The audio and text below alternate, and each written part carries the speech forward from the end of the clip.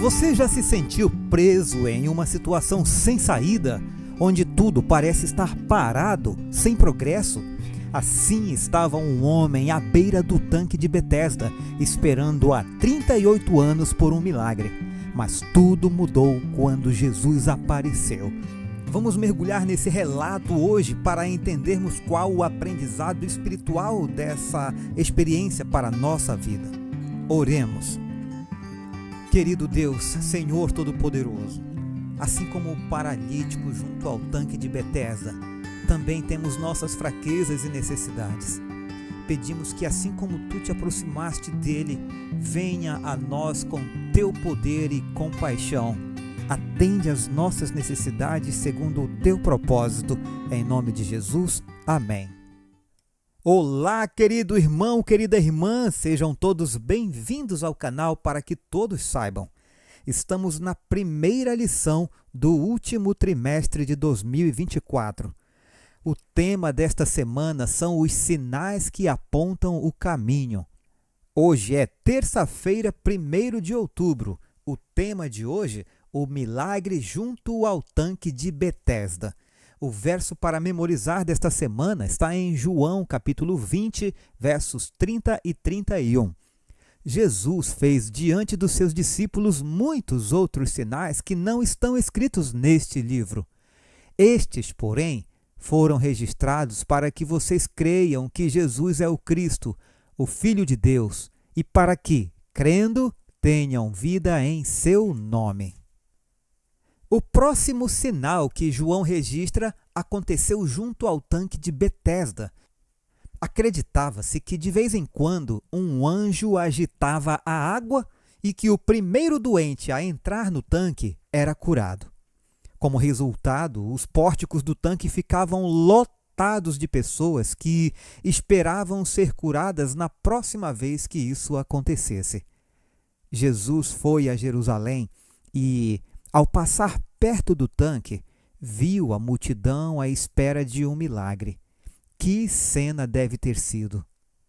Aquelas pessoas, algumas muito doentes, esperando uma cura que jamais viria. Que oportunidade para Jesus! A terceira pergunta desta semana quer saber o seguinte: visto que as pessoas que estavam junto ao tanque queriam ser curadas, por que Jesus perguntou ao paralítico se ele queria ser curado? Vamos ler João, capítulo 5, versos 1 ao 9, para contextualizar. Depois disto, havia uma festa entre os judeus, e Jesus subiu a Jerusalém. Ora, em Jerusalém, há, próximo à Porta das Ovelhas, um tanque chamado em hebreu Betesda, o qual tem 5 alpendres. Nestes jazia grande multidão de enfermos, cegos, mancos e ressecados, esperando o movimento da água. Porquanto um anjo descia em certo tempo ao tanque e agitava a água. E o primeiro que ali descia, depois do movimento da água, sarava de qualquer enfermidade que tivesse. E estava ali um homem que havia 38 anos se achava enfermo. E Jesus, vendo este deitado, e sabendo que estava neste estado havia muito tempo, disse-lhe: Queres ficar são? E o enfermo respondeu-lhe: Senhor, eu não tenho homem algum que, quando a água é agitada, me ponha no tanque, mas enquanto eu vou, desce outro antes de mim. Jesus disse-lhe: Levanta-te, toma o teu leito e anda. Logo aquele homem ficou são, e tomou o seu leito e andava. E aquele dia era sábado. Quando alguém está doente há muito tempo, acaba se acostumando com isso. E, por mais estranho que pareça, às vezes pode ser perturbador deixar esse problema para trás. Em sua resposta, o homem deu a entender que desejava ser curado. O problema é que estava procurando a cura no lugar errado, enquanto aquele que criou as pernas humanas estava bem na frente dele. O homem mal sabia quem estava falando com ele. Depois da cura, deve ter começado a compreender que Jesus era alguém especial. Jesus não pediu àquele sofredor que tivesse fé nele. Disse simplesmente: Levanta-te, toma o teu leito e anda. Veja João 5, verso 8. Mas a fé do homem se apoderou daquelas palavras. Cada nervo e músculo vibrou com nova vida, e a energia da saúde encheu os membros paralisados. Sem duvidar, determinou-se a atender à ordem de Cristo e todos os músculos obedeceram à sua vontade. Colocando-se rapidamente de pé, sentiu-se capaz de realizar todas as suas atividades. Jesus não dera nenhuma certeza de auxílio divino a ele. O homem podia ter duvidado, perdendo a única oportunidade de cura. Contudo, acreditou na palavra de Cristo e, agindo de acordo com ela, recebeu força. Ellen White, O Desejado de Todas as Nações, 202-203. Para terminar a lição, mais tarde, Jesus disse ao homem no templo: olhe, você foi curado, não peque mais, para que não lhe aconteça coisa pior. Veja isso em João 5,14. Qual é a relação entre doença e pecado? Por que nem todas as doenças são resultados de pecados específicos? Vamos ouvir agora os comentários de Ellen White. O pobre sofredor, o paralítico, se encorajava desamparado. Por 38 anos não havia usado seus membros. Jesus ordenou-lhe: levante-se, pegue o seu leito e vá para casa. Aquele paralítico poderia ter dito: Senhor, se quiseres me curar, obedecerei a tua palavra, mas não foi assim. Ele acreditou na palavra de Deus, acreditou que havia sido curado e imediatamente se levantou. Decidiu que andaria e andou. Ele agiu de acordo com a palavra de Cristo e Deus lhe concedeu força. Estava curado. Da mesma forma, você é um pecador. Não pode expiar seus pecados do passado, nem mudar seu coração e se tornar um santo. Mas Deus promete fazer tudo isso por você, por intermédio de Cristo. Você crê nessa promessa. Em seguida, confessa seus pecados e se entrega a Deus. Você deseja servi-lo. Ao fazer isso, Deus certamente cumprirá a sua palavra. Se você crê na promessa, crê que está perdoado e purificado, Deus suprirá o que faltar.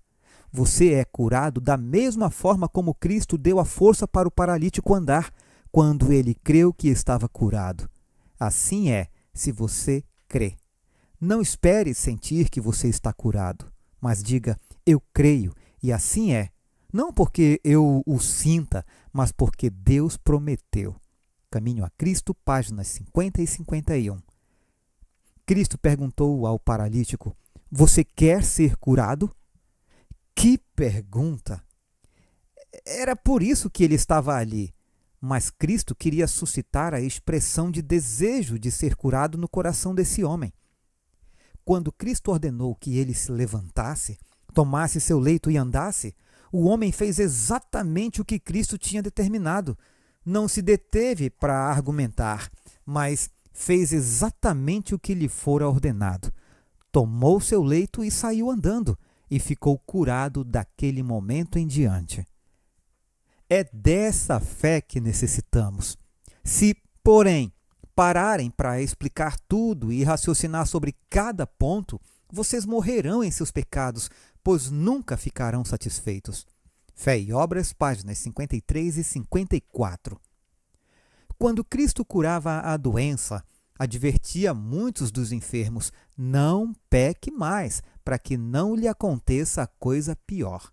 Veja isso em João 5, verso 14. Assim, ele ensinava que haviam trazido sobre si mesmos a doença transgredindo as leis de Deus e que a saúde podia ser preservada unicamente pela obediência. O médico deve ensinar aos seus pacientes que devem cooperar com Deus na obra da restauração. O médico tem uma compreensão sempre crescente de que a enfermidade é o resultado do pecado. Sabe que as leis da natureza são tão verdadeiramente divinas como os preceitos do Decálogo, e que unicamente obedecendo-lhes podemos conservar ou recuperar a saúde. Ele vê muitos sofrendo como consequência de práticas nocivas, os quais poderiam ser restituídos à saúde caso fizessem o possível em benefício de sua própria cura. Precisam que lhes seja ensinado que toda prática destrutiva das energias físicas, mentais ou espirituais é pecado e que a saúde tem de ser garantida por meio da obediência às leis estabelecidas por Deus para o bem da humanidade. A Ciência do Bom Viver, página 59. Para concluirmos então a lição de hoje, o milagre junto ao tanque de Betesda nos ensina que Jesus não está limitado por rituais ou circunstâncias. Ele é o Senhor da cura e da vida. Assim como o paralítico, nós também podemos confiar em Jesus para nos levantar, curar nossas fraquezas e nos dar esperança renovada. O que falta para você? O que falta para mim? Que possamos sempre buscar a Ele com fé, sabendo que Ele é capaz de fazer infinitamente mais do que pedimos ou pensamos. Aguardo você amanhã para continuarmos a lição. Um forte abraço, fiquem todos com Jesus.